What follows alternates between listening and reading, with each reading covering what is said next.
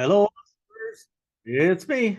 It's your old buddy, Steve Simonson, and I'm here before you today in whatever venue you have selected, whether it's audio and you got the sultry sound of Steve in your ears, or it's video and you got Steve bebopping around on the screen in front of you. Still me, both the voice and the bebopping, still me. But we're in the middle of the Founder Foundation series where I basically promised at the beginning of December 2022 to give you a gift. And that gift is the gift of Steve.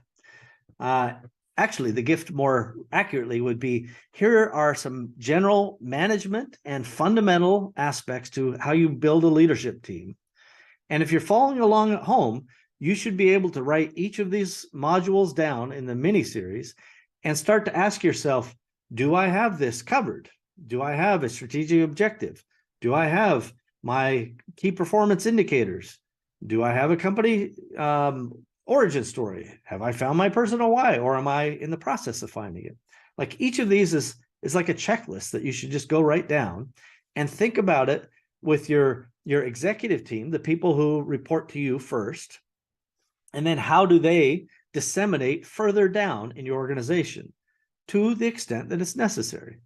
And by that, I mean, there are some things that you want to make sure that everybody gets the chance to do within your company, and other things that they receive that opportunity with their ascension in the management team.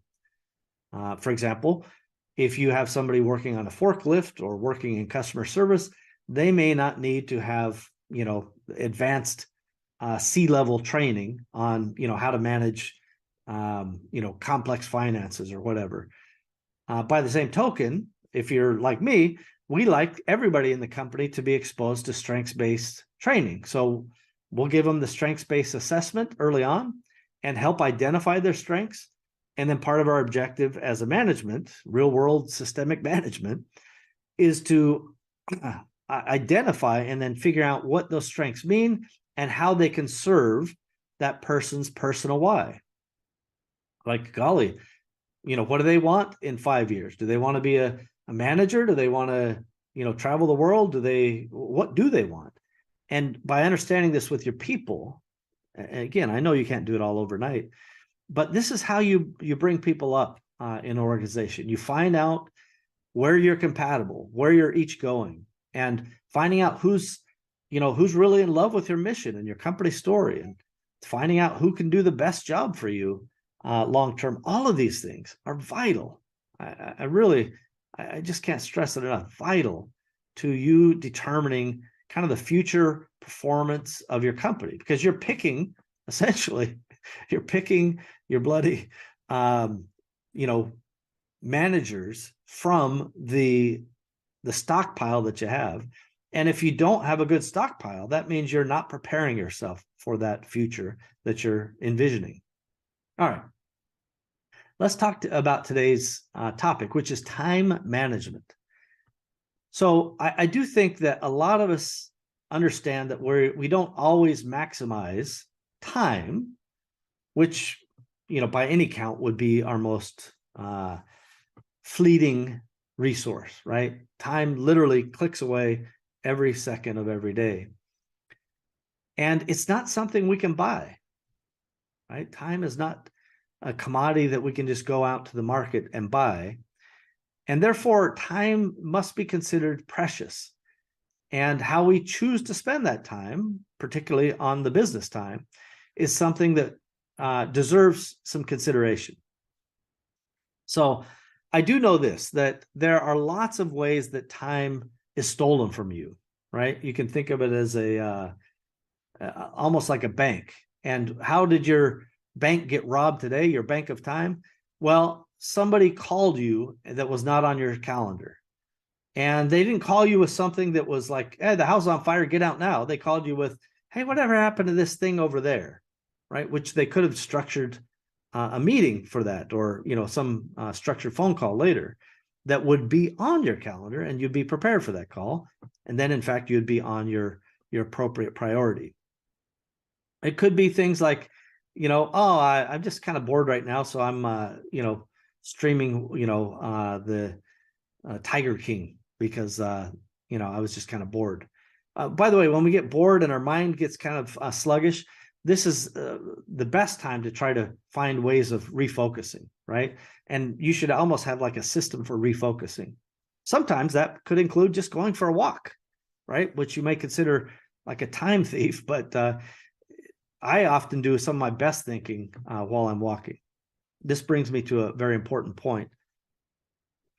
Having your calendar, whether it's a 5-hour day or a 1-hour day or a 12-hour day, structured to an extent that you have no time to think is, I think, a mistake.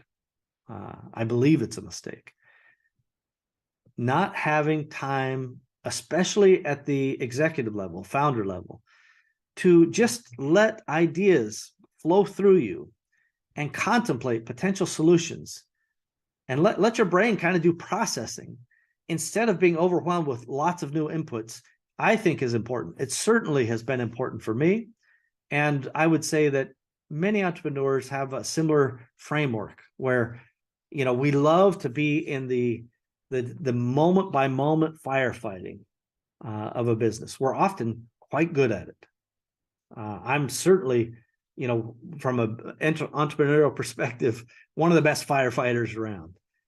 I came up in such a world of chaos and kind of construction business and things like that, problems were both constant and had time problems associated with them. In other words, if you have a problem and this house can't be completed with construction on time, you're getting a big fat bill. So the consequences of not being on time were quite high and caused me to focus on how I can get my time right to begin with. So one general concept when we think about what is our time being spent on is I would just recommend doing a time audit. And again, we've shared, I think I did a master class in the UK and I shared a, kind of a time, how to get your time under control process. And maybe we'll share that process in the future. If you enough of you demand it or expect it, then, even if we don't do it for free, we'll at least make it available somewhere, whether it's Empowery and we donate it all to the nonprofit Empowery, or we try to, throw a little Scooby snack to make some promotion videos or whatever. We can share some of these things with you. But a time log is simple. You just put it in an Excel spreadsheet. What time is it? How long are you spending on this, activity? And then how would you categorize that thing? And is that work some kind of work that you should be doing, right? You have to really, this is where you have to look yourself in the mirror and go, oh yeah, I should not be doing that. And we all, including myself, will find ourselves doing things that we're not the best person to do that level of work. I don't want to get into too many details on this particular episode because it'll just take us down a rabbit hole. But my point is, if you are finding yourself stuck in the tactical level, kind of, I hate to use the word upper and lower level. It's not a relation of value. It's a relation on the functional hierarchy. But we'll just use this example. I'll try to avoid the rabbit hole. If you run an operation where you're shipping a bunch of products and you decide you're going to go drive the forklift instead of make high-level decisions about the future or the purchasing or finance or whatever, you are burning your time in an ineffective way. Stop doing that. And, maybe you don't have a forklift, but you are spending your time in customer service or some other element that someone else, A, could do better than you, right? And B, this is taking your time from some other more important endeavor. Having that critical scrutiny is really, really important. At least I think it's important for me.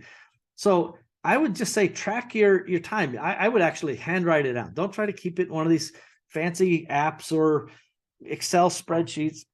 You can just print an Excel spreadsheet out and write it down and do it by the minute.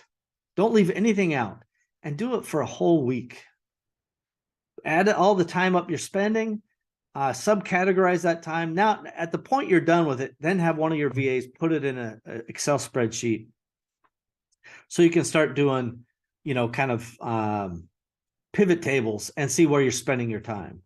And then you really got to decide if that's how you want to spend your time. And in other words, if you're doing a bunch of things that you shouldn't be doing, stop doing them. Please do yourself a favor.